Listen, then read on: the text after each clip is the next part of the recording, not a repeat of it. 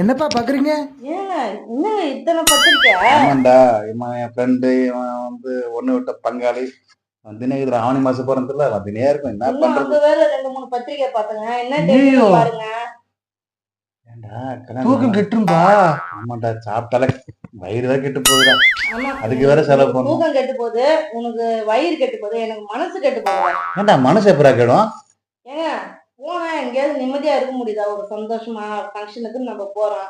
என்ன இவ்வளவு லேட்டா வர, என்ன இப்படி பண்ற, என்ன இந்த புடவைய கட்டினா, ஆமா. என்ன இந்த நகைய மேக்கப் போட்டுக்கின, கம்மியா என்ன கேக்குறாங்க. வளையல் இதுல வேற நகை வேற கம்மியா இருக்குன்னு கேக்குறாங்க. ஆ? ஆமாண்டா, நீ சொல்றது உண்மைதான். போட்டு நம்மள டார்ச்சர் பண்றாங்க. நான் என்னமோ நினைச்சேன், நீ அங்க போய் ஜாலியா பேச என்ஜாய் பண்றேன்னு நினைச்சேன். எங்கடா ரொம்ப கஷ்டமா இருக்குடா. ஆனாலும் உங்க அப்பாவை நினைச்சாதான்டா ரொம்ப பாவமா இருக்குது. ஆமாண்டா, வாங்குற சம்பளம் பாதி காசு இதுல போயிடுதா.